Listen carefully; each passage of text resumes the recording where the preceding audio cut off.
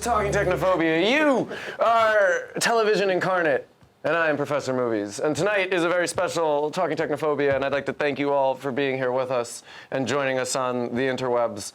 Tonight we'll be talking about the 1976 film Network. And this is a film that's really resonates with me, and I find myself coming back to it again and again in my life and finding new things. It's very much a behind-the-curtain movie. And I'm going all the way back to The Wizard of Oz, right, which is a movie I saw at a very early age. I have a fascination with these like behind-the-curtain movies. And again, television, the film industry, all of these things are productions. I like when they give you glimpses of what's going on behind the scenes. And this movie shows you stuff you already know, pulls the curtain back, and then just continues to pull curtains back as it goes on. And I really like that aspect of it. I like how relevant it is. And I'm really interested in hearing what we're going to talk about with it. So I'll tell you some stuff about what I think. We'll talk about the news and the media as an industry and where we get our information from. We'll take a step back from that and think about the machine that gives it to us, right? And television in general, how it's evolved and changed since the mid-'70s. We'll talk about what this movie is postulating about fame and celebrity culture. And then I want you to really think about what this movie is saying about our lives right now, or possibly where we're headed, and think about the future a little bit.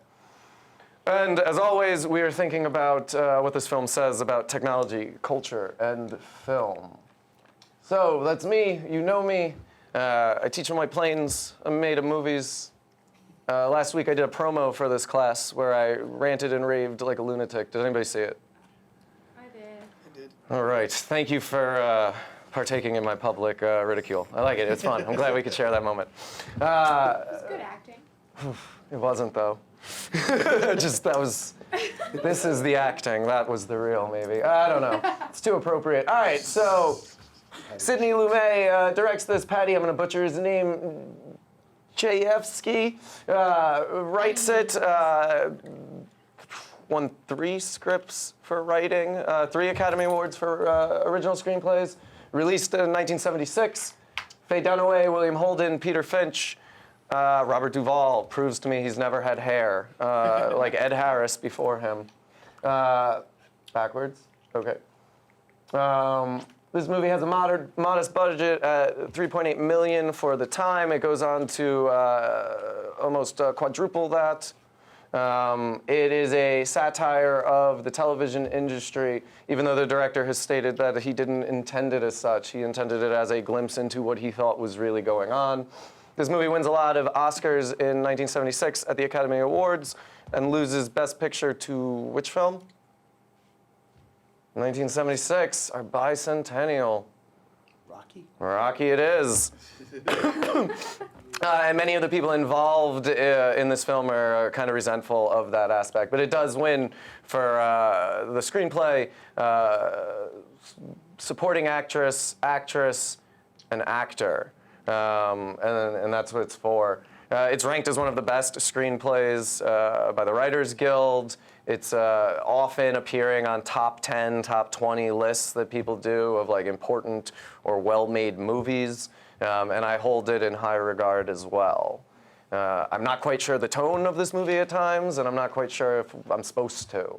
But this movie really like elicits emotions from me. So let's see if it does it for you. So here's what we're talking about. We've talked a little bit about the role technology has played in our lives, especially if you remember our discussion with 1984 and the use of the screens in that film. And as technology becomes a bigger factor in aiding in our passage of information as well as communication, right, there's dangers that start to emerge with that. And in this movie, that danger is really centered around the television, like in the forefront. Right, there's other very dangerous things involved with it, but it's really the TV itself that's like the thing the movie wants us to be wary of. Everybody gets mad at society. Everybody's aggravated with the shape of the country. And in this movie, Howard Beale is given a voice and a platform for people to focus and direct that anger and rage. And this is nothing new, and we were talking before the class about anger going about decades and concerns about the country going back decades. But what I really want you to consider tonight is like we're all angry at the same time, and what we do with it is we tune in and watch, and then we turn off and tune back in next week. And perhaps there is a cycle to this anger. Perhaps we should be a little cautious of, like, are we supposed to be angry? Is this show, the thing we're watching, like trying to make me angry? Is that the point? Right? Because we know we're angry, and we know there are problems with the world. But to consider that. Because in this movie, the media is dangerous because they have the ability to sensationalize tragedy, but also like focus that anger. And it's, in a lot of ways, Howard Beale is telling you what you should be angry about and what to do with that anger. So ultimately, like many movies before it, this film is perhaps throwing out the idea that in the wrong hands, right, technology imprisons us in an illusion of choice, in an illusion of freedom. And maybe we're staring at the TV thinking it's real nowadays. And my students always get shocked when I'm like, yeah, and the Jersey Shore, sorry, Jamie, the Jersey Shore wasn't real. And they're like, what? It is real. Okay, you know, and Santa too, sorry. But like there is a level, and maybe we'll get into it, but there is a level of artificiality with anything that you are being shown, right, because of editing. And because of that, you need to be really cautious of the intent behind that editing and how the stories are shaped, because it can be used to manipulate us. And with that said, let's get mad as hell and think about the news media and the way it affects our lives. Q Howard.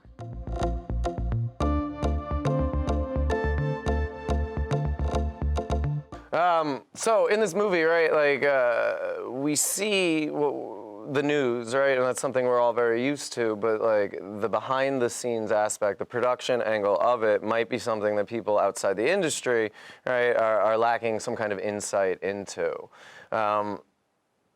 This movie really is kind of making you think about like the ethics of journalism. Right, so let's think about like the news and the media and where we get our information from these days, and let's think perhaps what we're seeing in the film and how it connects. But let's start with thinking about this movie. So, like, first of all, what do you think journalism should be, and why? Because this movie seems to like really call into question what it should be. So, I don't know. What should journalism be?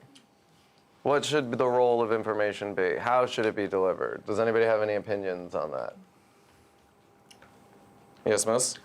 I mean, news in theory should be a platform in which we can learn, we can get bipartisan information about what is happening in the world. Okay.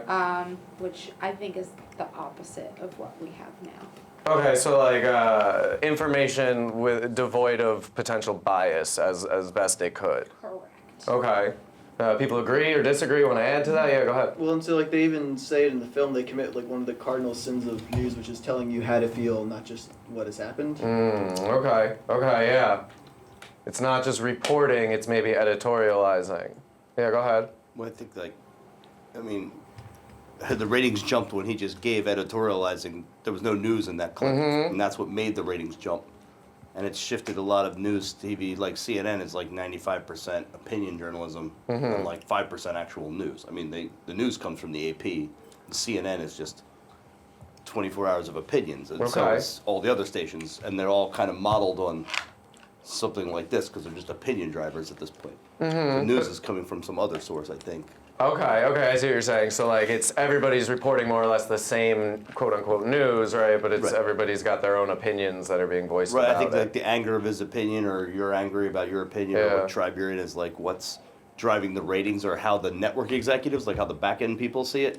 So they'll just put out people that give their opinions, like the famous guy would be like Bill O'Reilly, who had like the highest ratings forever on Fox News because all he did was get angry, but it was just about the news. He wasn't a reporter and didn't consider himself a reporter, I don't think. He was just like, here's the news that got reported today. I'm angry about it. And it kind of works as a model, but like it kind of separates. But it's on a news station, so it kind of blurs the lines of whether he's a news person or whether or not it's news. Even Okay. news has bias. So even if you think of the gold standard of journalism, let's say the New York Times, you still have a point of view. There's a human there's somebody writing it, so they have to interpret what's going on to convey that. So I don't know if it's really, how do we look at this in terms of, quote, editorializing and sensationalizing Sure. information. It's more of how has information been conveyed presently versus 1976, because back then you only had three major news stations. Three networks, yeah. Three networks, and budding beginnings of cable. And now it's basically people will look for information to support their opinions. Okay. So think about it that way, where before you're getting somebody else's opinion, now you're looking for things that support it. Okay. No, I really like that point you made in the beginning about like everything is going to have bias. There's no way to not have bias in it. Okay, and thinking about the changes is definitely important as well. Because like my question as I'm listening to is like, but what's wrong with that? What's wrong with having someone comment or get angry or voice their opinion? What's wrong with people being able to seek out evidence that's going to support what they want to think, I guess, right? And I'm not trying to lead anyone anywhere. I'm trying to work through this as we're talking. Yeah, please. Then you have an echo chamber, and Ooh, okay. you've got a lot of your opinions. You just sort of, if you've got like intense rhetoric, it really sort of inflames it. I mean, up until recently, we had a fairness doctrine where if you've presented one opinion, you had to present the opposing opinion. We don't have that anymore. I know when I think teach we're high school kids and to we're write poorer arguments, for there's always the counterclaim, Yeah. right? You got to address and defeat a counterclaim, the other side. Yeah. But I think in this movie, at least from that clip, in 1976 there were only 3 networks, so it's not as much of a problem Pre-Fox. There's no Fox because at this the internet time. exists now. Right. But in 1976, like, there were only 3 avenues to even get television news at all. And there was no, I mean, I guess there were a couple of major newspapers, but they basically reported. So if they didn't adopt the fairness doctrine, there was literally no opposites. You couldn't go to an alternative website. Sure. You couldn't do anything. There was literally a complete channeling of news sources into 3 sources, and they probably all were related to the AP. Yeah, 100% and something about that. The AP is where Reuters. anyone not familiar with how the Associated Press works, right? That's where the majority of the news stories are coming from that your networks are reporting on. Right? It's Yeah, all but you coming also from- had yeah. UPI at the time. You still had Reuters. Sure. Reuters, so. No, absolutely. Okay. Ratings are driving things. Money is driving things in this. Perhaps this is a man having a breakdown, and perhaps these people are exploiting that. I don't know. Any other thoughts about this news media? Because I feel like a lot of it will just kind of like flow into the next stuff. Well, all right. In the interest of full disclosure, up until May, I worked for CBS Television. Oh, so you've been behind the curtain. Yes. Okay. Is it as scary as this movie makes it seem? Sometimes. Okay. We'll bleep out the name of the network if that's possible. The thing is that a lot of the people I knew in the news division and know in the news division strive to be fair. Okay, that's And they good. strive to get it right. I mean, there's a long tradition of standards in telling the story properly. Like people like Walter Cronkite, who was one of the most trusted men, and there was a reason he was trusted. Right. Yeah, and this movie kind of is the changing of the guard in a lot of ways, from casters like Cronkite, Murrow, people like that, right, to this what we're seeing more nowadays. You agree? Disagree? No, I just saw your face. Okay. Other thoughts? Final thought on this?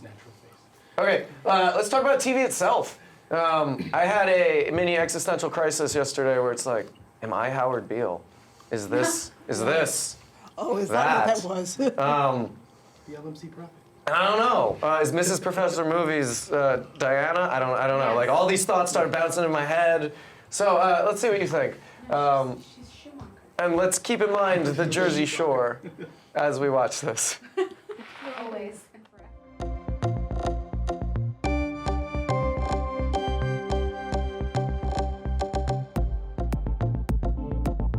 So, let's think about TV. It has a big impact on our lives. It does. And there's times where, like, I'll just put the TV on for background noise. And I definitely remember as a small child not understanding how television works and thinking there was perhaps little people in there, like acting out the things that I was seeing. Okay, so let's think about what's scary or about television in this movie, or perhaps like what we're seeing from these scenes and what it's saying, right? But like in general or specifically, right? Like what is television in this movie, and therefore what's so scary about it? Go ahead. I'm trying to guess what the writer was thinking was scary about television. This is set in 1976, so like, Sure. television had been around since the 50s, and I don't think people thought it was all that scary when it first came out, and it was all live, and it was kind of, I think by the 70s they started using actual psychiatry and psychology to start editing shows to, like, I mean, they're hinting at it here with her, to like drive negative stuff, and I guess the proliferation of the television as like and driving away, like seeing the cultural effect of it, like lessening the people's ability to read in like the 2.5 decades from the war. Sure. I think this is like a reaction to that, where like this writer's blaming television, Yeah. at least as like something that's, because it takes no effort to watch television. Right. It does take effort to read, and he made a big point about it in his speech that none of you can read or learn anything apart from seeing it on this television. Yeah. So I think that like there's an aspect of like television happens to you, whereas learning or being is in your real life or doing something active. Okay. And there's a bigger threat, because there's always been yellow journalism. Sure, yeah, I would when- imagine. Back to the Spanish-American War when they faked the blowing up of the Maine.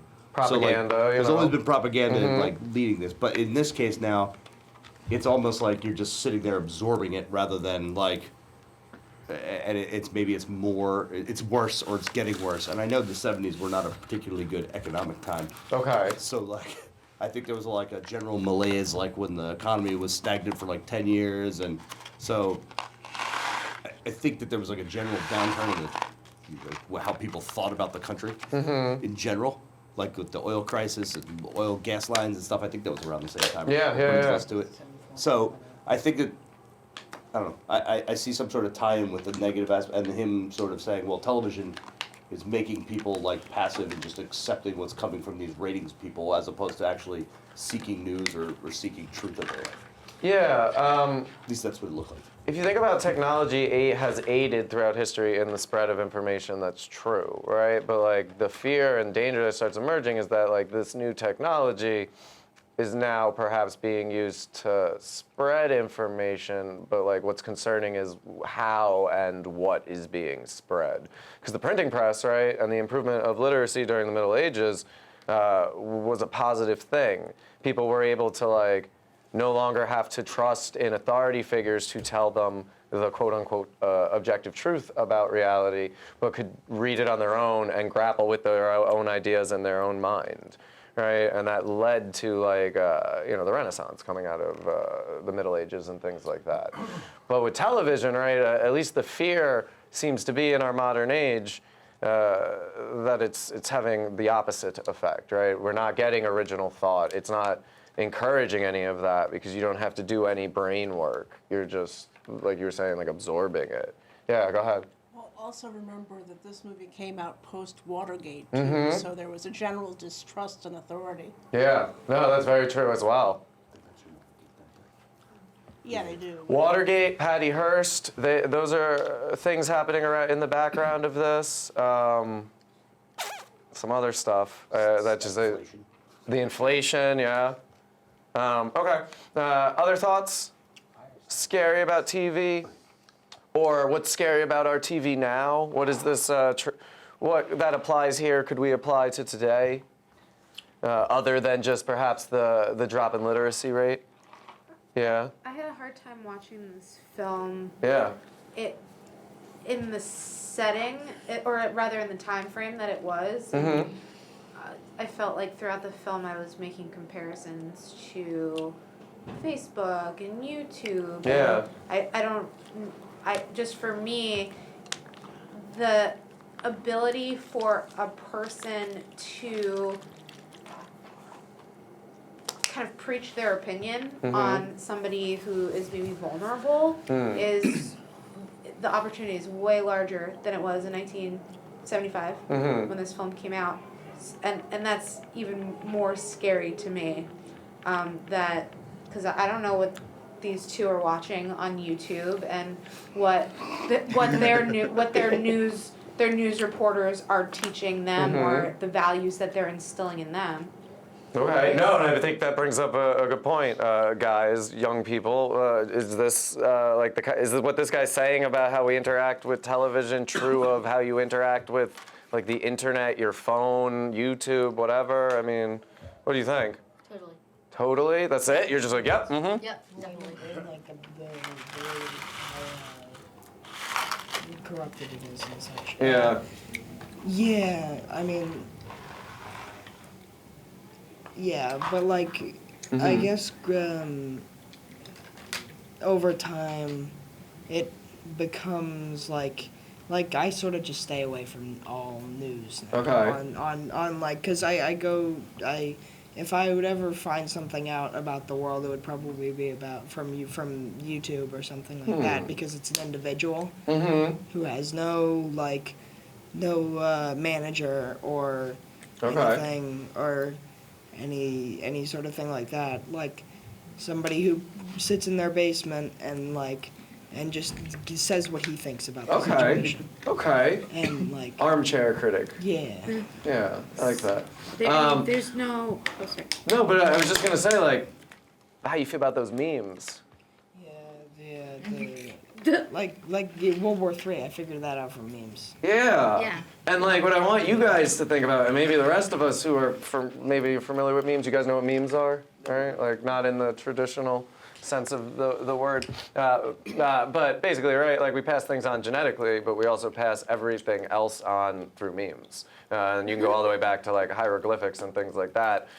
We've been doing this forever, but like we live in an age of memes now, where like, yeah, this is how we find out about that whole World War III thing, because we are suspicious of the news, right? And the memes seem like not news. Yeah. You know what I mean? It's funny. Sometimes it's sarcastic. You know, It's like an individual.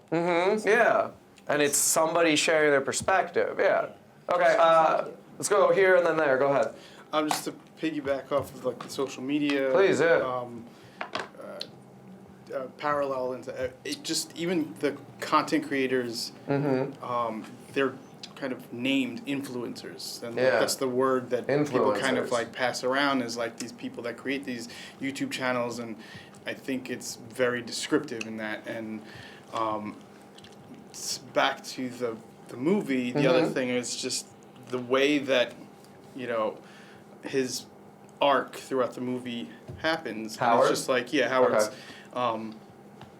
lifespan through this movie, and it just seems like he's there, he's hitting all these notes, and everybody's like really listening, and then as with everything else happening on TV then and now, it's just like he kind of starts to fizzle out, and then we forget, and then we go back into this, like, we get sucked back into it.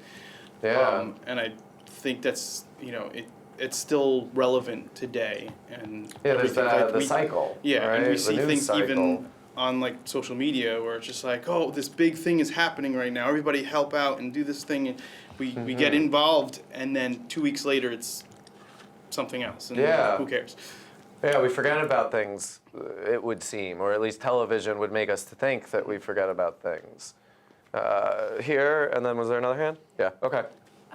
So, also piggybacking on what the two of these are saying, there's one scene in this film, and it was my favorite scene, which you just showed us in this room, not on TV, sorry. Go ahead.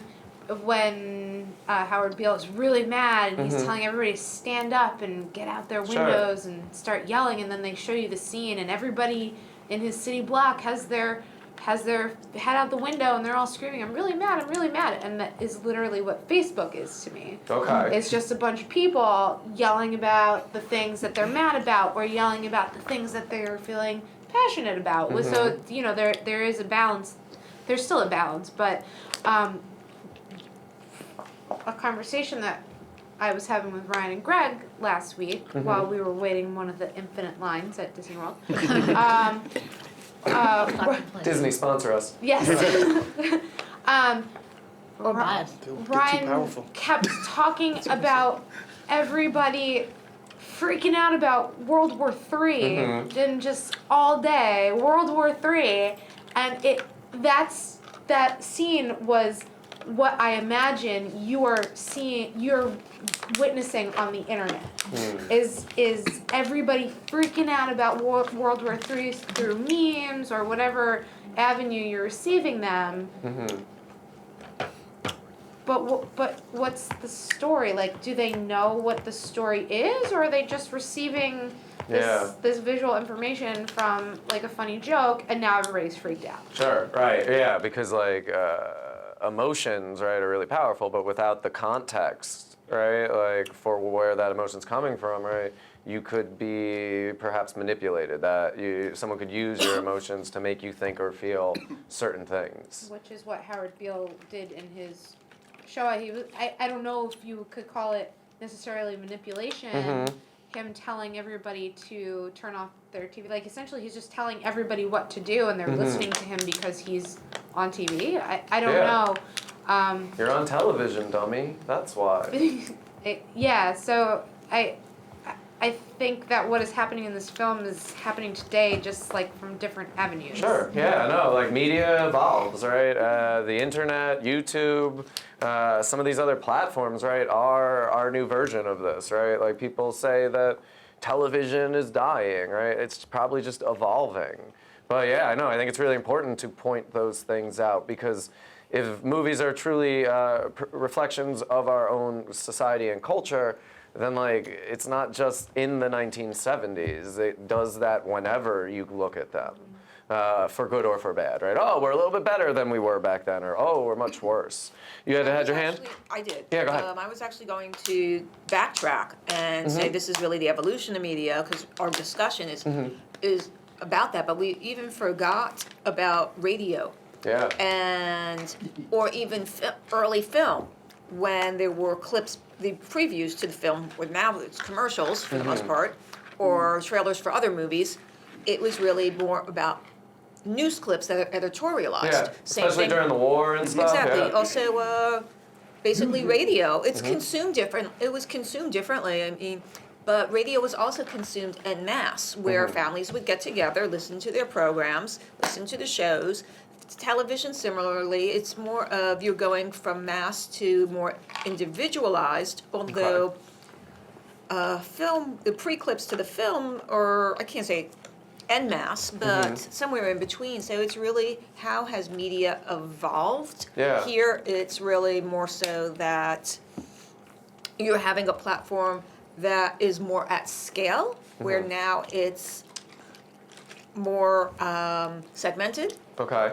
It can still be influential, and we can talk about even the past presidential election, how that might have been influenced Sure. or not, depending on what opinion you may take or how you view the world, view events. That's a whole other discussion, but it's the same. It's not necessarily television. It's really more, as we're discussing TV, but it's more of how media influences our lives, especially broadcast media. Okay, yeah. No, I like that. That's a good point. Stephen, you raising? Yeah. Go ahead. I just also find it interesting the way that we're kind of talking about the current state in like social media Sure. and like online, and you guys were bringing up like all the memes and everything, and it's interesting because I feel like it teases you in a way, like this information, so you think you're getting this news. It's like, oh my gosh, this thing could potentially be World War III or whatever, but like there's no context, as you're saying. So in that, it's just like, it's a way that people can think they had this information come in, and then they think they know what's going on, but they don't fully understand. But I feel like it's kind of like what she's doing with her show that she's trying to pull off with the terrorists, and like she's kind of manipulating that thing that's actually like happening, this news thing, but then she wants to turn it into this serialized show and like kind of get like more attention and this thing and that. So it's just like you're taking this one aspect that is real and happening, and then you're kind of saying, well, this is the perspective that we're going to give you, and so that you think you're aware, but it's what we give you.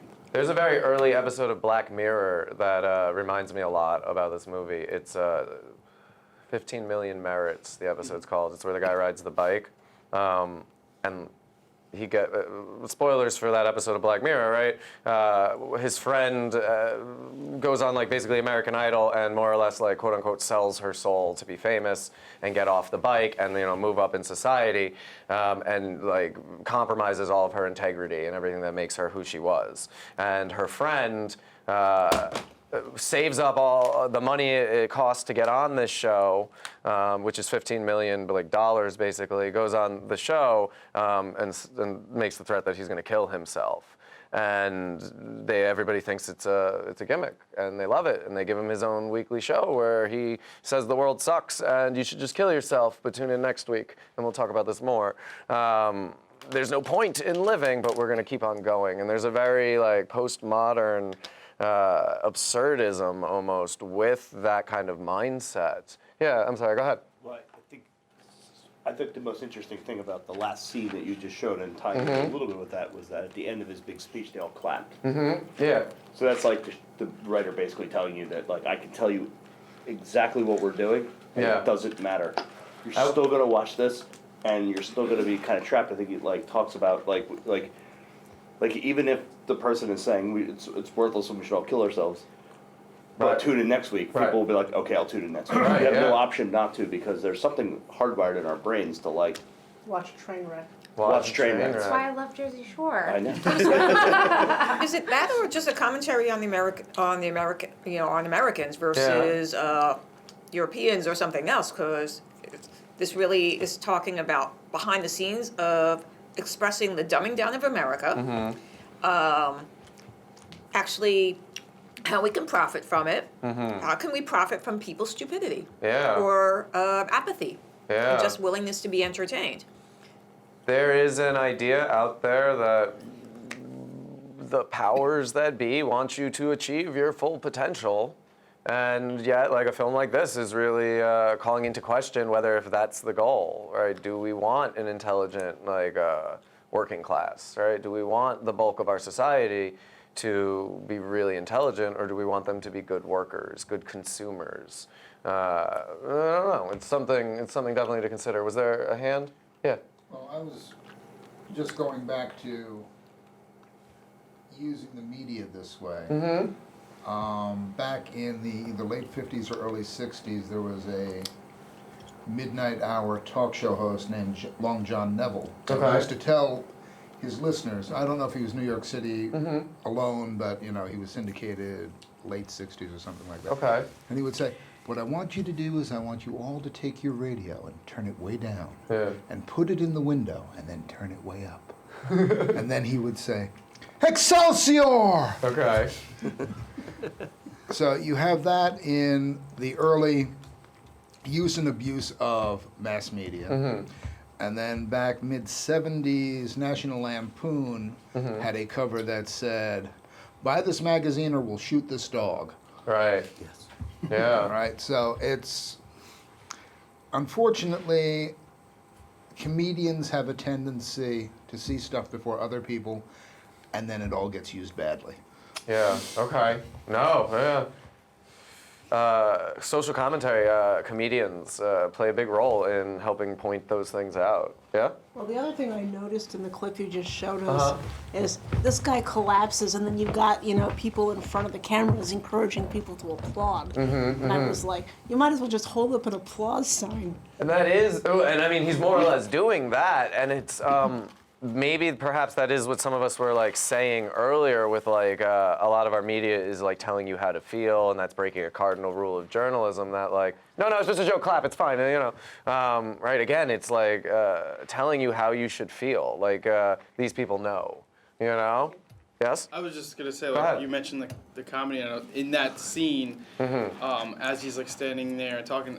That was my like perspective of it. I was like, this sounds like he's doing a comedy bit, and I was thinking of just like, you know, Very George Carlin. I was gonna say like very George Carlin, where he's just like telling you, just like right to your face, this is stupid, and everybody's like laughing and clapping. Just.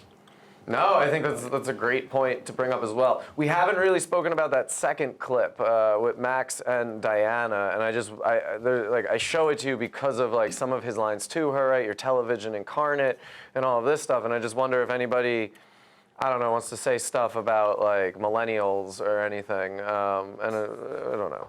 But like again, there's this. I was raised by television. Mr. Rogers and me, we have a really positive, strong relationship. Sesame Street, I thought people on TV were real. When I would see someone who looked kind of like them, I'd be like, look, Mom, Bill Cosby. And she'd be like, that's very racist, young Kevin. And I didn't realize it at the time, but like because at that time when I was watching television, African Americans were represented as Bill Cosby on TV.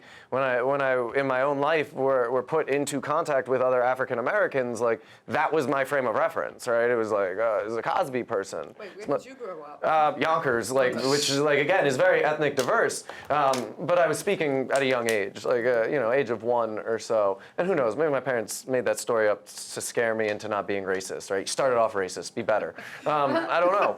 But like I did it with Roseanne Barr also, the first like heavyset woman I saw my parents say. I was like, look, there's Roseanne.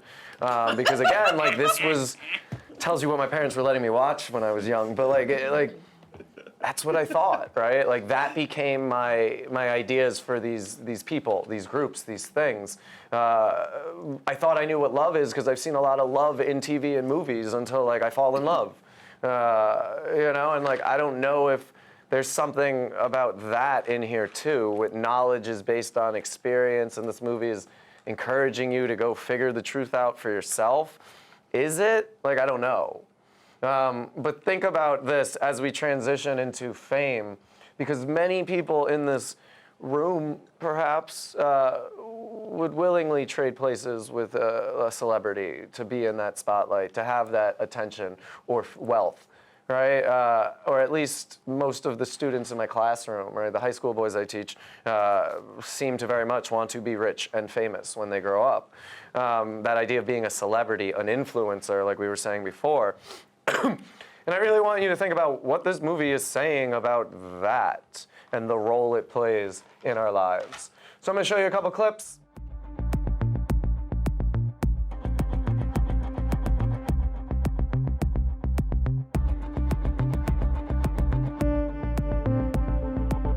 Hey. Quite the adventure Howard Beale is on. So who was it? Warhol talked about like the 15 minutes of fame. He said in the future everyone's gonna have that. We definitely see Howard's moment in the spotlight. We see his decline, and we see the inevitable result of this. So the first thing I really want you to think about is like how celebrity is depicted here. Not just what it's like to be famous, but I want you really to try to like think through it. Notice like what happens with the Mad as Hell thing. Notice what happens with his whole show and the program itself. All right, we'll go here and then there. I just wanted to comment on like the ending. Yeah. Like it's just so funny that nobody like really. I mean, we don't see what happens afterwards, but nobody really notices that. Like on all these TVs, they're showing the clip and how it's happening, and then it fades away with other news and other things. But like, there's so many angles of like the shooters, of his body, of him getting shot. I'm like, that requires knowledge of what's happening, and nobody cares. It's just, like, oh, it happened. Oh my goodness, it's crazy. Nobody questions why they got this. They were able to see the shooter so clearly in that frame right there. But what a director. Oh my goodness, brilliant. No, that's good.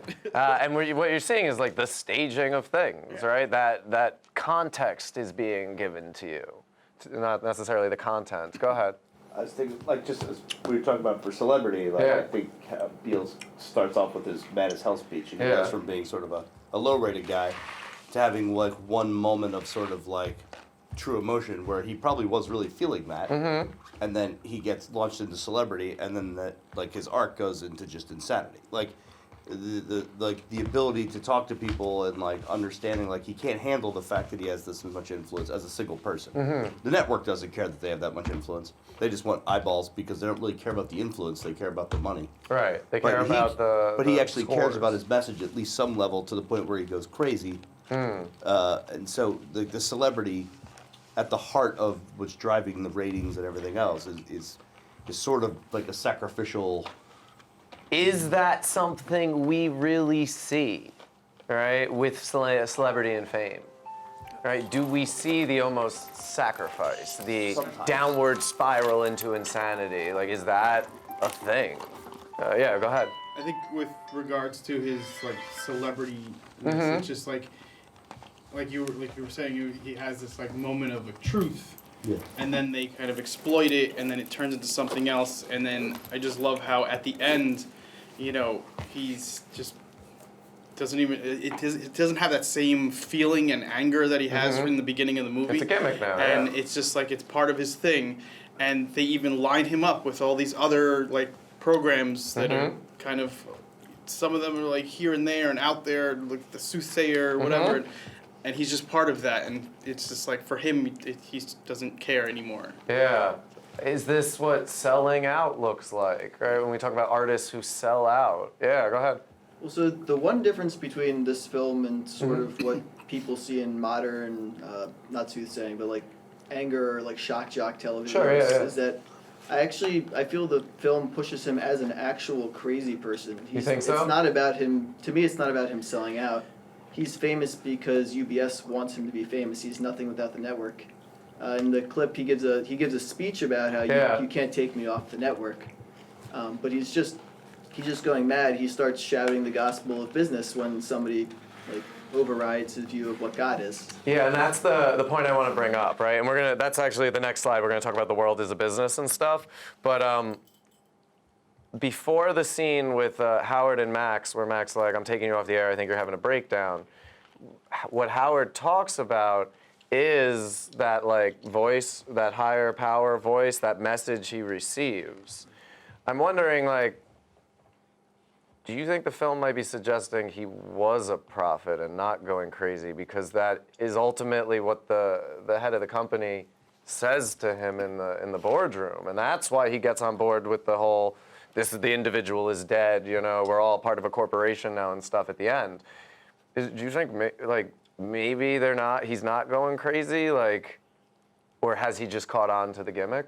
Right, because that's what Diana suspects at some point. She's like, Beale's caught on with the fainting spells and all of this. Well, he had nothing to lose. So at the beginning, if he was going to get fired anyway, so think about where the story begins. An alcoholic guy who was who pretty much had his life was going down the toilet. He was going to lose his job. He had nothing to lose.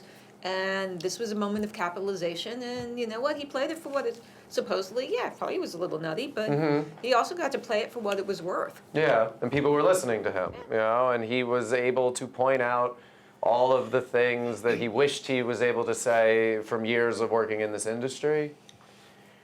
Okay. Anything else about celebrity or fame? Perhaps, I don't know, like selling out, or I don't know, like the sacrifice.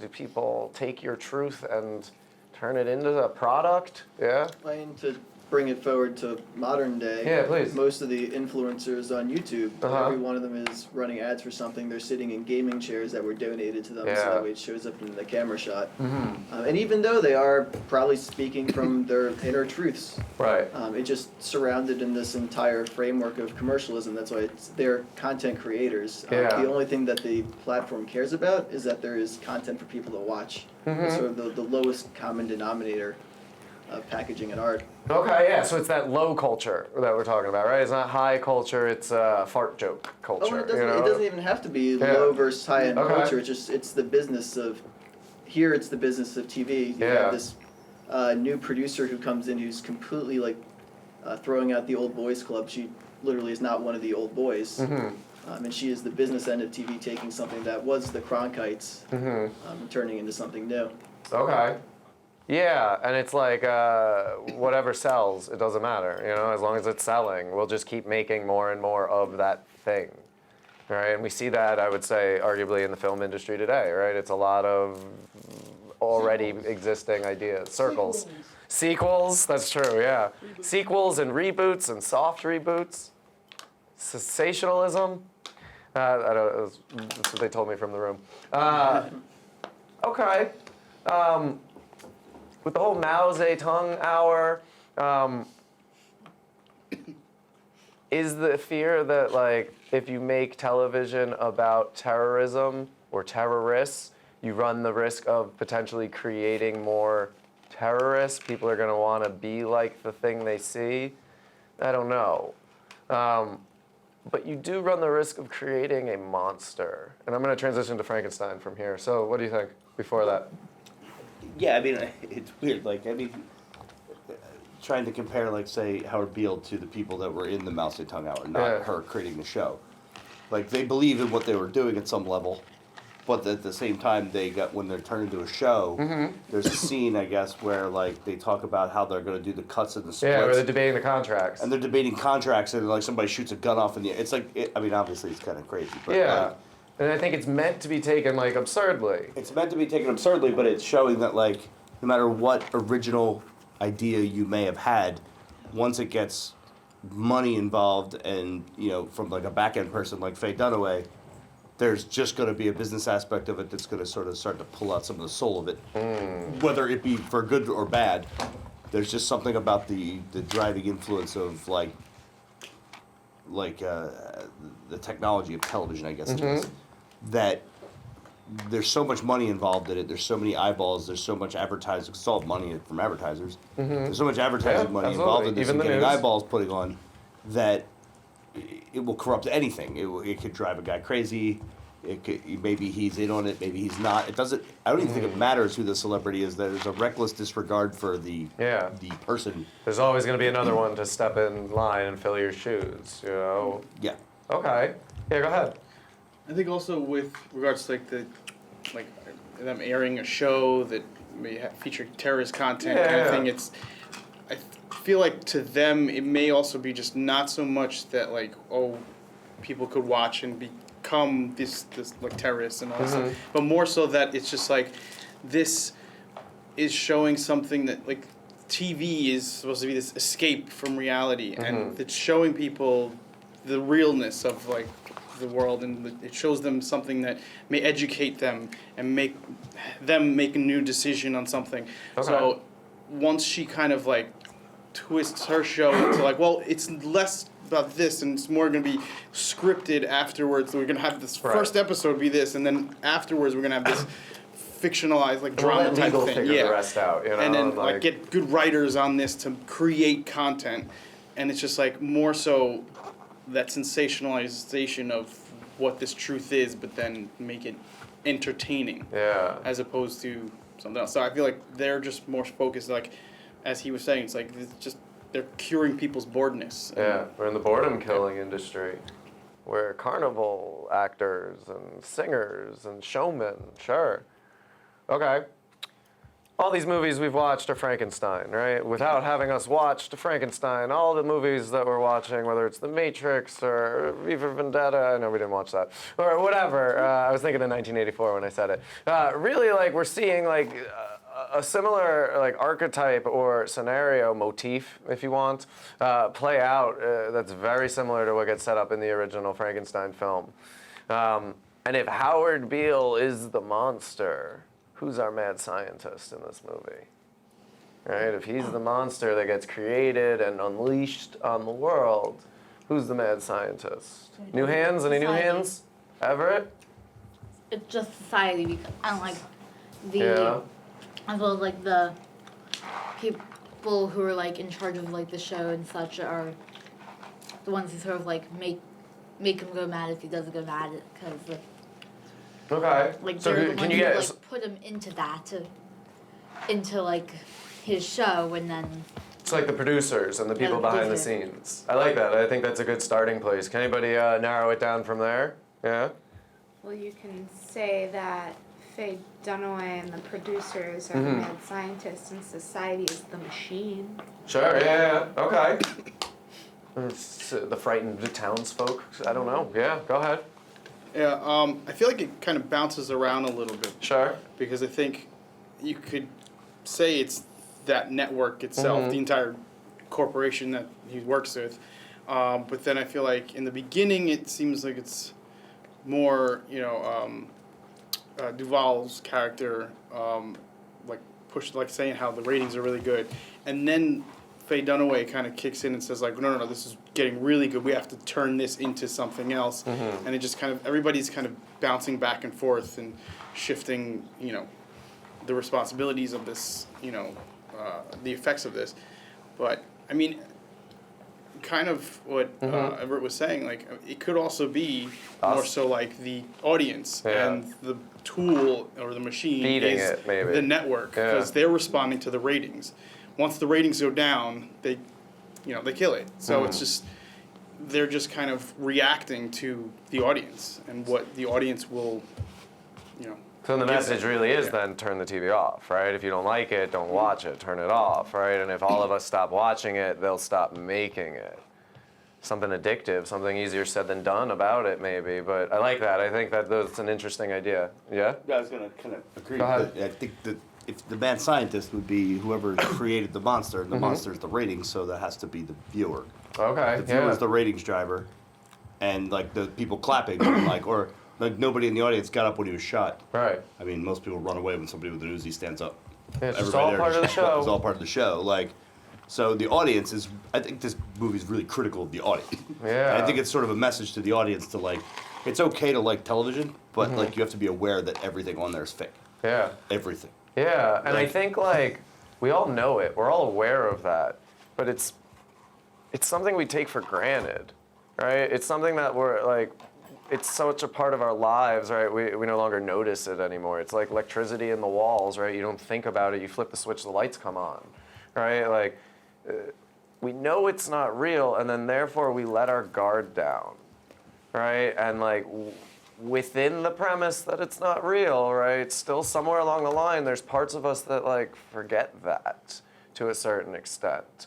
And I don't know, right? Like, but it's just something I'm trying to work through in my own mind right now talking about it. Go ahead and then here, yeah.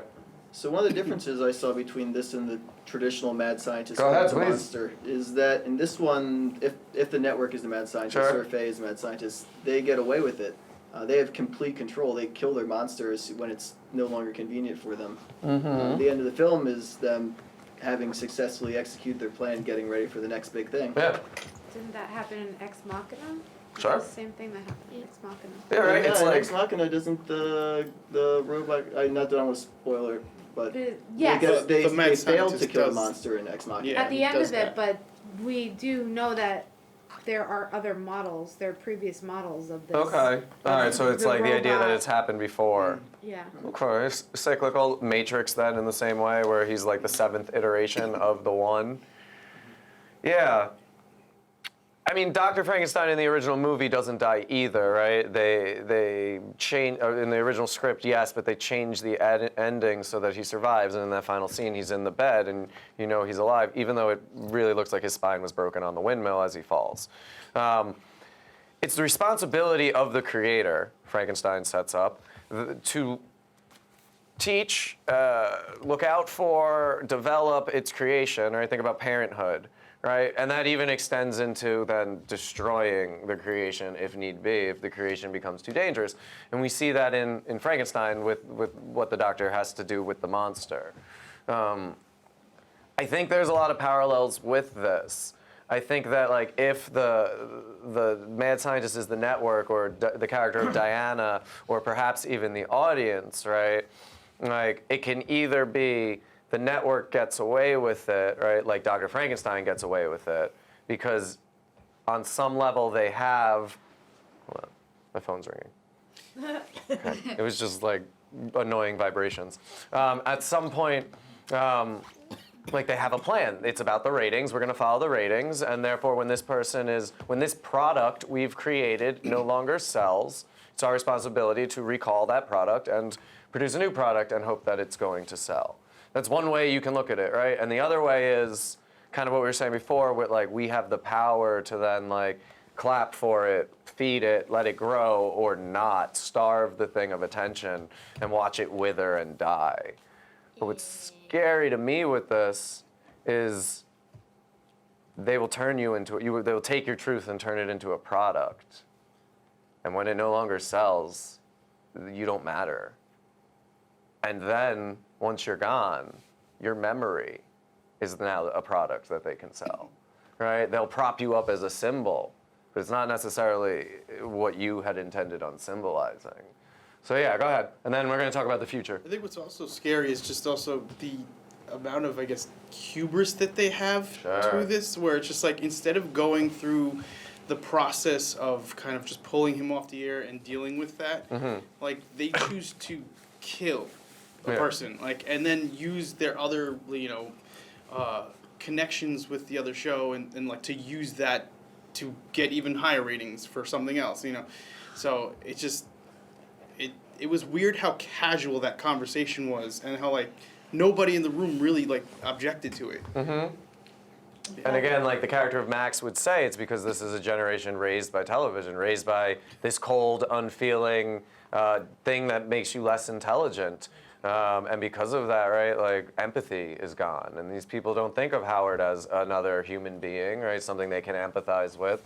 They can't empathize with anything. All they understand is the ratings and doing that job, So I'm reminded of like the show Dallas. Yeah. And if you go into this, like in that last scene where they're talking about killing him, and not treat it like they're actually killing him, but as a metaphor for like killing off characters and moving things and just manipulating your thoughts and feelings about things. There's like the famous Shower scene. the shower scene where like they had an entire season and the one guy died. It was just a dream. Patrick Ewing. Yeah. And then at the end of the year, like everybody was so mad about the ratings falling that they just canceled the entire season and had him alive in the shower, and she just got up out of bed and it was a mistake. She was just dreaming the whole season because they wiped it out.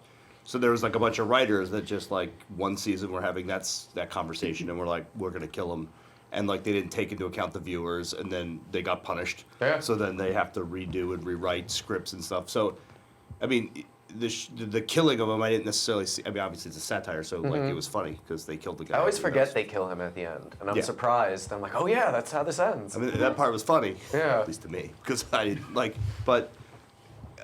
They actually do that on a regular basis with every show. Yeah. All shows that they kill, they decide who's alive, they decide who's not alive, and like they wrap you in your emotions into the show. Oh, this real actor said something on Twitter. We got to get them off of this show now, right? Like, okay. And there's like, I mean, it drags out for a while, but I mean, like, there's contrarian views. Like, I used to love the show The Wire because they didn't do that. Right.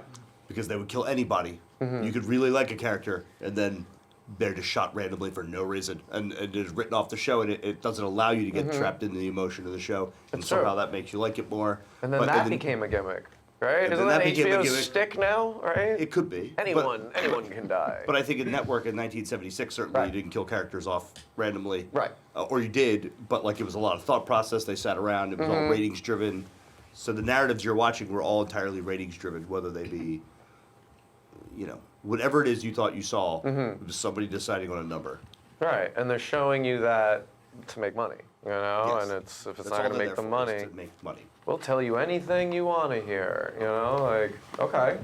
Last thoughts with this before we talk about more money some more? All right.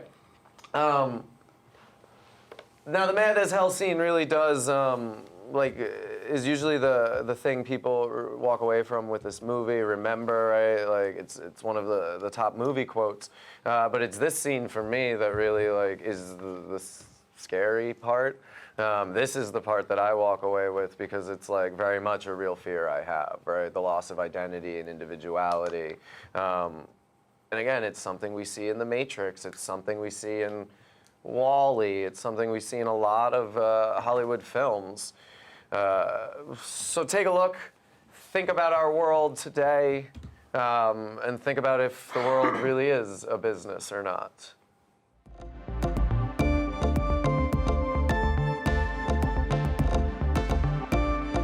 Okay, happy stuff. You have meddled with a... You don't need to see it again. It's good, though. I really like how that scene is shot. I like how they play with the tone. It's weird. But also, like, high school students that I teach often like to talk about, like, the conspiracy theories around, like, secret organizations, like the Illuminati that control the events of the world and blah, blah, blah. And, like, what I try to always, like, encourage them to think about is like, well, if there's anyone, right, it's like what's being talked about in this scene, right? The idea that the like corporations are really like controlling the world, right, behind the curtain. And this is a very like Illuminati scene in my mind, right? Because it's like, nope, this is how the world is really run. So I don't even know where to start with this, but is the world a business? What do you think about the ideas being brought up here? Is this conspiracy theory or is this just common sense? Whatever we want to say about this, but really I want you to think about like what this implies about our futures. So what do you think? I think it's interesting because Howard is just like, when he gives his rant, he feels like he's pulling the curtain for the audience and everything, and now this guy kind of comes in and pulls the curtain for him to show, like, besides just, like, this is how TV is, and then he goes to the other level and says, no, this is how the world is. And it just twists, like, this whole thing into a different kind of perspective. So. Yeah, because everything we were saying about money and ratings and all that stuff, right, like, doesn't just apply to the news media, doesn't just apply to anything entertainment, television, the internet, right? Like, applies to everything then in our lives, right? According to this film and that scene. Other thoughts? Yes. I'll take it a Please. little step back Go as ahead. well. As I'm running full head into if you're conspiracy. looking at, yeah, there you go. If you're looking at it from money, and you're also looking at this speech, it's not the money, it's currency, and currency is flowing throughout. If you're taking it from an existential area as well, and he's mentioning energy, so you're looking at currency which flows, and the energy of money, which is basically symbol of value that flows throughout the, quote, universe, and you're tying that into today's laws of attraction and all that kind of stuff, then there are some interesting parallels. So yes, it ties, from the, it's a duality of meaning in that speech, where you're looking into kind of the, when he's going, yes, you've seen the face of God. If you're looking at God from the sum total of all the energy in the universe, that could be one interpretation. Sure. So I think also this film is not just about broadcasting, but you're also looking at it from you can look at it as a satire on religion as well, that you have these preachers. This TV preacher basically ranting to the public while it's still a business. Or it is entertainment as well, so it ties in so many different themes. Same thing about the importance of what's going on in 2020, because all these themes still play into our lives as well. Okay. And Yeah. they're integrated through different channels, different media, let's say, whether it be an influencer, whether it be a journalist, it's basically espousing certain views, which is, quote, doctrine, especially if you're looking at it from an entertainment and educational society, because there's a lot of, quote, edutainment as well. Sure, yeah. So, just my Okay. 2 cents. No, I like that. That's great because I'm reflecting on like what is going on right now, and like we are being told that there are nations from my television and the news media, and yet this movie 40 years ago was saying like that's a scam, that's a lie. There are no nations. So like, is this that same thing or is this something new?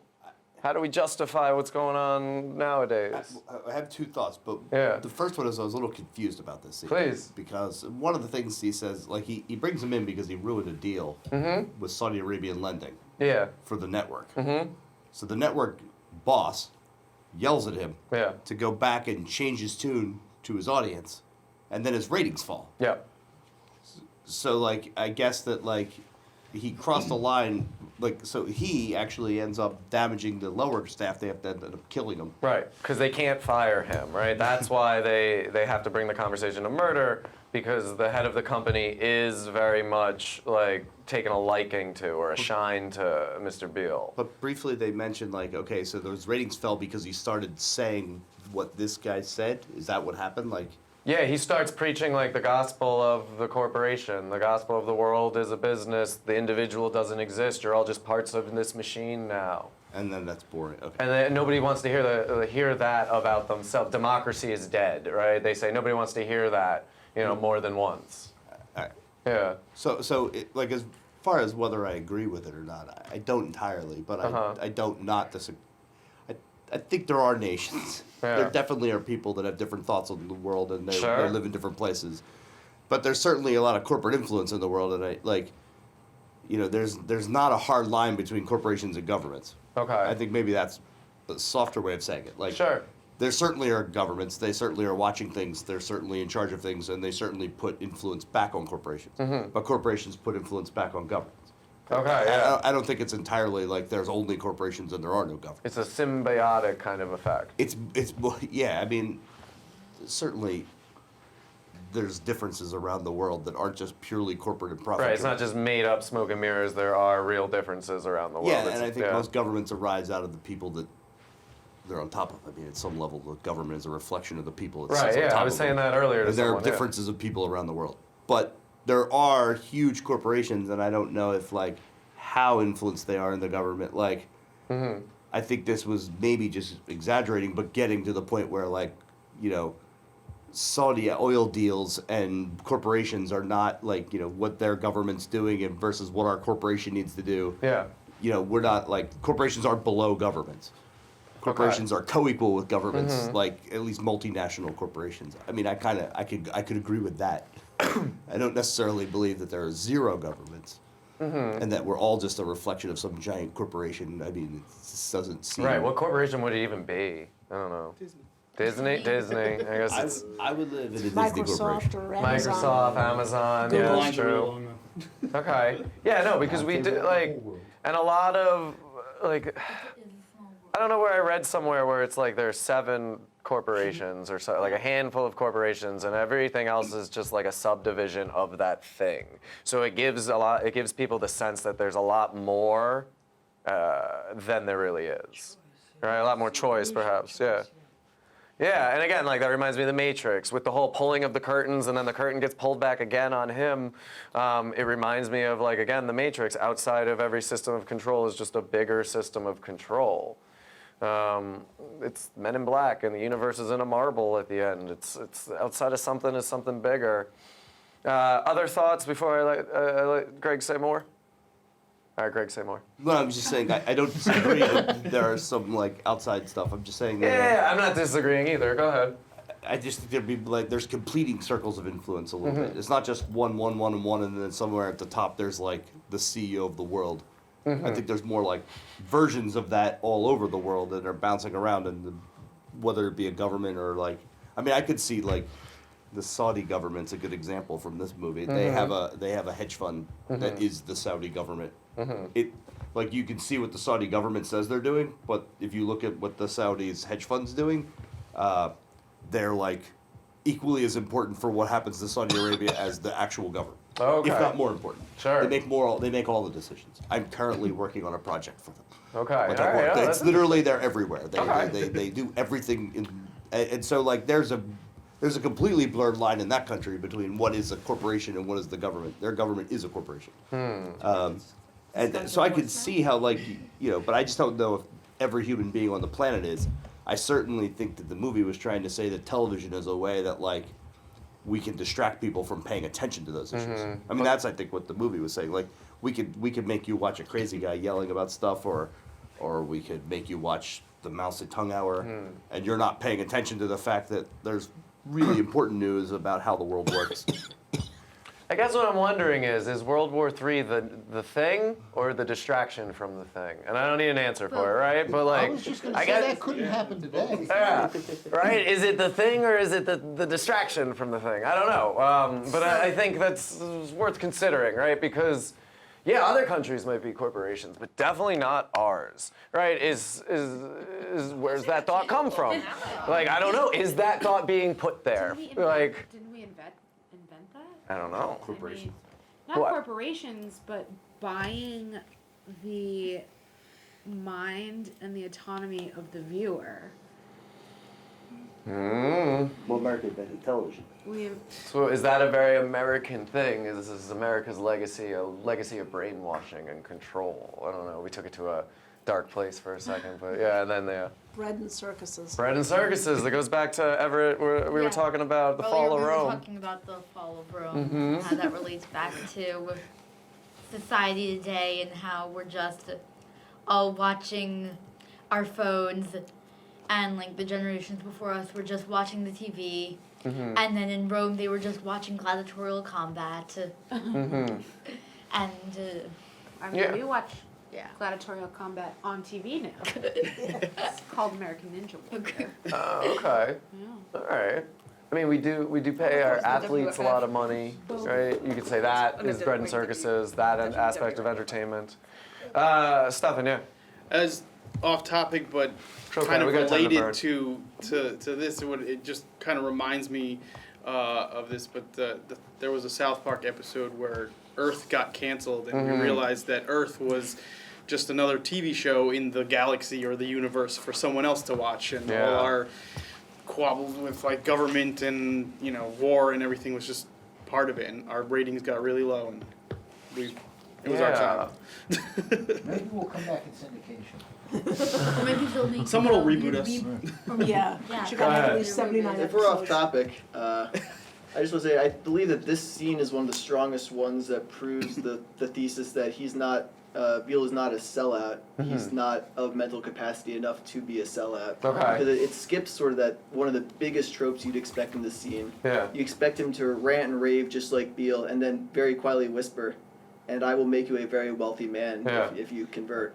But he never does that. It's purely a religious experience and like a conversion. Yeah, it is. Absolutely. I think I've seen the face of God. You might be right. Yeah, and he's like in awe of it. Oh yeah, and of course in the way they shot it, his features are very Yeah. indistinct. You sort of see the halo around his hair. No, that's true. It's very high key lighting. Yeah. Other thoughts? All right.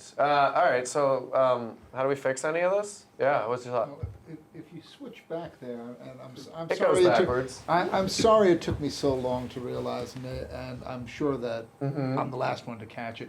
That's a very nice crucifix on the bottom. Yes. The martyr. Yes. Right? He's going to die for your sins. The Christ imagery there is very strong. You got the 3 spotlights also, right? Making a nice Frosty the Snowman. Or the Father, Son, and Holy Ghost. There's an aspect of Trinity there. And I'm sure you could do a kind of like religious like interpretation of this as well. A criticism of religion or faith in general, perhaps, right? This is, again, a very cynical thing. Perhaps it's saying we put our faith in false idols and false institutions, right? But again, right, like if they don't like you, they'll turn you into a martyr, and then they'll use your memory as a tool to push their agenda. I don't know who this they are. It's the them. Well, you've also got the communists used to believe that religion was the opiate for the Opiate, masses. the masses. And people have said that TV is the opiate for the masses, too. Mm-hmm. So maybe it's a subconscious parallel there, too. Yeah, I know. Like when I was talking about the printing press before, I was really thinking about how most people were illiterate and learned from looking at stained glass windows, and that's how they learned a lot of those like didactic kind of lessons from the Bible or other religious texts. Sure. Okay. So how do we? Is there a solution? Is there a way to fix this? I feel like we've said some critical and cynical things, but perhaps it's just that's what it is and that's the way things are. But in an attempt to steer us back towards some kind of silver lining, is there a silver lining? Like, is there hope? Yes, sir? Well, I think there's been a huge democratization in the control of media. Okay. Because- Everybody's got a voice, a platform, a Yeah, I mean, soapbox. that has 100 problems associated with it, but it also solves a lot of problems related to only 3 people being in charge of what everybody has ever said. So it presents a whole different set of issues. Like, I mean, this was one guy telling the one guy who 30 million people listen to every day what they can do. And it was like this, it's coming from the head of the corporation org to the preacher to everybody. Yeah. And that doesn't exist anymore. But now there's nobody that gets 30 million viewers on a night. That doesn't even, I mean, the top rated cable news show gets 3 million, and there's 10 times more people in America than there was then. So there's a huge diversity of news. And I think if you're going to put a silver lining on it, I think if people realize that there's no such thing as like, I mean, I'm a lawyer, so this is like a very lawyery thing to say. There is no actual person telling you the truth on news ever. Never. There's somebody giving the plaintiff's side, somebody's giving the defendant's side, and then you have to just listen to both of them. Both of them going way off the deep end on one side and way off the deep end on the other, and you find the truth in the middle and yourself. I mean, that's how they do it in courtrooms. Like the prosecutor gives every single bad thing they can give. The defense side gives everything, and that's how I view the news now. Like you never look at one person and say what that person's saying is the correct news. You look at what that person's saying, and you look at what the other person's saying, and then you go, all right, somewhere there's some news here, and it's probably somewhere in the middle of this, and that could be like, I don't know, a democratization of the news. Well, which corporations are controlling those channels? I mean, if you're looking at YouTube, okay, Google owns that. If you're looking at Instagram, Facebook, okay, fine. If you're looking, let's say CNBC, is that Microsoft? So, you know, it's Actually, it's Universal. Sorry about that. That's right. They have good roller coasters. Comcast. Sorry about that one. No. But I mean, The difficulty ends up being that most people are just fine with going out and fact-checking an opposing opinion. Yeah. But at the same time, you really have to fact-check your opinion too. Because you never know where you are on that lovely sliding scale with what you believe. You can be way there, you can be way there, and that's why people that don't bother listening to opposition frighten the crap out of me. Because, okay, so everything you don't believe is fake news. Right. Ah, all right. Well, I don't believe you, so you're fake news. So, and you know, it's just you encourage people to look it up themselves, and they go, well, that's the problem with you people. You want everyone to do your work for you, and I have on Facebook said at that point, well, considering that if I told you something, you'd call it fake news anyway. You really do have to look it up yourself. Yeah, and it's fine as long as people are doing that, But doing the they're not, investigation. so. And like, yeah, the danger there is when they don't, because yes, we've got everybody's got a voice and a platform potentially, right? There is no objective truth; it's all subjective truth, right? Your truth and your truth and your truth and my truth are all just as different as they are just as valid and correct, and yet, I don't know, where do we go? Yeah. I think that's also the problem with like the current state. Even though they have everyone has their voice, the way that everything is designed to kind of market to the individual. And so you go on Facebook or you go on YouTube, you're going to see things that match your likes and your personality and your preferences based on your views. And so it's still going to be skewed based on how you're watching the media. So like you will get more of these people that are in the same like mind as you, unless you specifically, look out and search the truth, search your perspective and the facts. Let's go this direction for a second because I'm trying to be conscious of the time. Is there a network outside of the news? Forget the news for a second. That you trust because you feel like perhaps Microsoft and Amazon, and don't say LMC TV, that's just brown nosing. You say that in a little bit.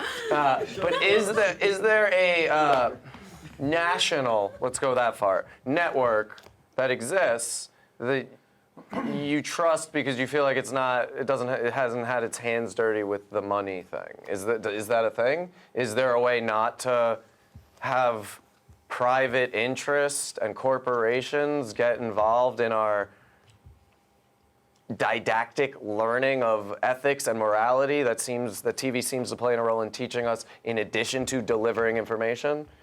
Didactic's the word for the night. Go ahead. Probably the closest we can come to a national network is the public broadcasting system. Oh, PBS. I've heard of that. However, since it seems to be unpopular in a lot of cases, people will say that is a liberal-leaning outlet. Okay. Even though, at the same time, it doesn't have the same kind of money funneled to it. Because of the lesbian Muppet on Sesame Street. You betcha. That's obviously why we're left-leaning. So. No, I think that's a great point, and I'm glad you mentioned PBS because I feel like it is worth at least mentioning because it's sponsored by viewers like you, and it's people are investing in it their own money, and it's in theory not corporate money isn't as involved. Although I'd venture a guess that there still is a level of that. It has to be because of the cost, because HBO is putting Sesame Street out now, right? And that's something. But I don't know. Is it altruism on HBO's part? This is important? The Children's Workshop thanks them. Okay, yeah. No, I think it's great, and I'm glad that it's still around because, like I said, Mr. Rogers, Sesame Street, these are important things. The electric company. Yeah, I mean, for those that don't sponsor know. us. Go ahead. There's a lot of like individuals on places like Reddit and stuff with certain subreddits and it's fairly easy to filter what is what is the people who obviously don't talk to real people very much and the people who do. Okay, that's a good way of saying it. I like it. Yeah. And the people who just genuinely want to help, because I feel like there's a lot of individual communities that fit a lot of individual opinions and voices and such. Okay, no, I think that's a valid thing to say, right? That there are individuals out there. If you look for them, you'll find people who are speaking their truth in a way that may connect or resonate with you. Right, we always want to be careful of the echo chamber, like we were saying earlier, right, where you're just seeking out things that might fit what you might be interested in, right? But there's a value in that, right? The fact that everyone has a platform these days because of technology, in theory, should make the sharing of ideas much easier. And I would argue that it has, and that is why everybody fights with everybody on Facebook, because it's so easy to share these ideas now. But it doesn't mean that that's the idea itself, right? Maybe the idea itself doesn't take place in the medium of the internet, right? Maybe the idea is out here in the real world and has to also develop here as well with flesh and blood. Hand? No. I was just going to kind of agree. I'm older, so I don't use Reddit, but I use blogs. You're not on the Discord servers and all that? I read 4chan. Okay, all right. No. I have a vague idea of what 4chan is. No, but blogs do the same thing. Where you get somebody, a human being that one person, and you kind of trust them as a person who can collect news sources from various places.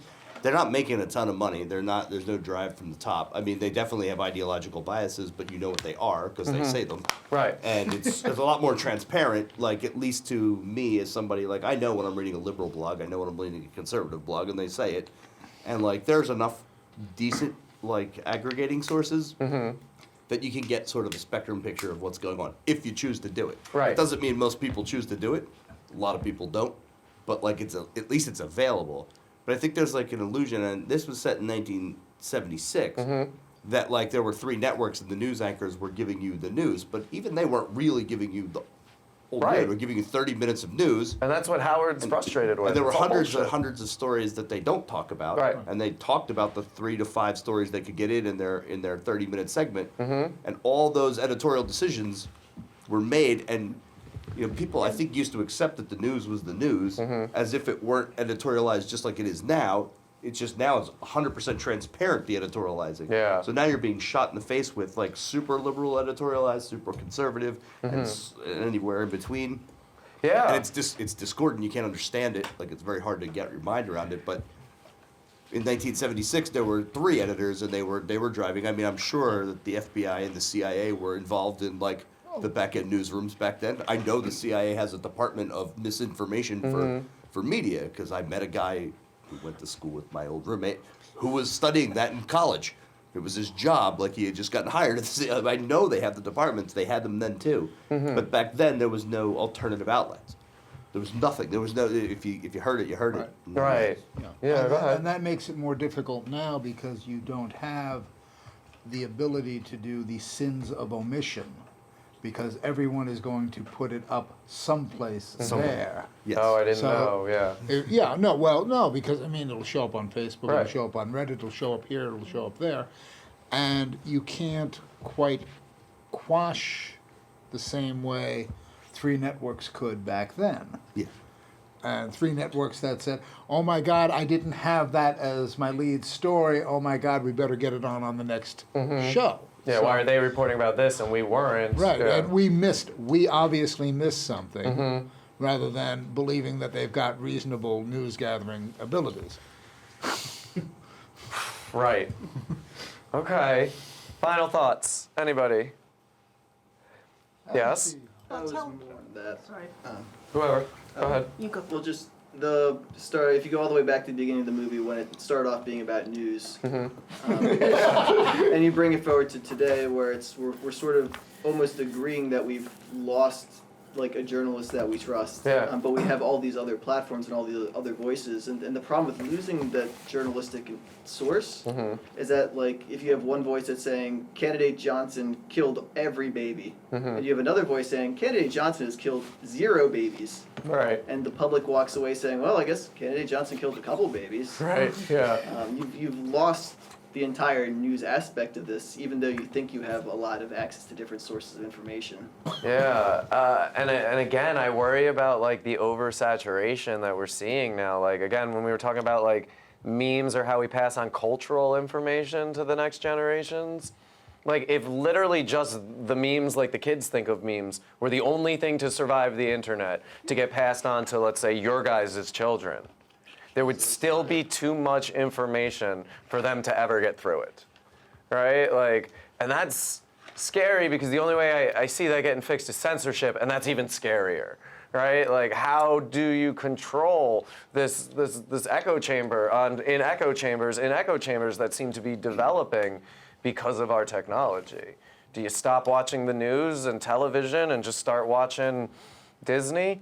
Or YouTube, or we're just all gonna watch The Mandalorian and let the world burn. It'll be fine, Baby Yoda. Just do something. Yeah. Oddly enough, it just came to me. A friend of mine, Jim Revell, back in the early 80s. He was an old man at the time. He's passed since. Okay. Used to say, "Do you know what a fact is?" What's a fact? A fact is an item of experience. Everything else is something you've been fed. Your personal experience is your fact. Absolutely. And that's all you got. Everything else needs to be filtered. Allegory of the Cave, ladies and gentlemen. One day you guys will read that, I'm sure. Like, it's what we're saying. It's like knowledge is based on experience. You don't truly understand it until you've gone and grappled with it yourself. Anything you're shown as truth is never going to be the actual truth, right? Because in trying to explain it to you, in me using words or images, I've cheapened what the actual thing is, right? By trying to convey that idea. And it's bias, and it's just my version of it. Just like a lot of this is just my version of it. Yeah. Not necessarily. I mean, there are certain aspects where television did, bring the world together. For example, the moon landing. The moon landing, which like half the country, half the world is like wasn't real. Well, I would argue that. But then again, Maybe I'm being All right, facetious about the let me percentage. pick Go another ahead. example science then. isn't real either, so don't worry about it. fine. Let me Yeah. pick another example then, the fall of the Berlin Wall. Sure. Okay. We all saw that on TV. Right. The Kennedy funeral. 9/11. 9/11. 9/11, right? You know, Yeah. stuff like that. Challenge. Not necessarily televised, yeah. but yes. Yeah. The But Challenger. that's Yeah. I stopped that my- sort I of stopped my brings us fifth grade together. class for that. Right. And those are the things that can't be controlled, perhaps, right? Yeah, and Tiananmen Square. I mean, that Yeah. made the world smaller. We all saw it. Okay. All right. So perhaps the world is getting smaller, and perhaps what we need to do is like just keep our eyes open and try to be aware of these things. I'm getting the wrap it up signal. So let's talk about next year. First of all, I'd like to thank you all for being here on our 11th Talking Technophobia. Yeah, that's right. We clap for each other. So we're going to make some changes to our quote-unquote second year of this class, and we're going to try things a little differently. So instead of meeting every month, we're going to try this on a 4 times a year basis, one for each of the seasons, perhaps. So we're going to meet March 6th next. Then we're going to meet again in July, September, and December. And to try to give us a little bit of focus, this next cycle of our Talking Technophobia, we're going to take a look at some Stanley Kubrick films. And in March, I figure we should start almost at the beginning. So I'd like to talk about Dr. Strangelove. So if you join us March 6th, we'll be talking about Dr. Strangelove. Once again, thanks for being here. Thanks for tuning in. This has been Talking Technophobia and Film. I'm Professor Movies. Good night.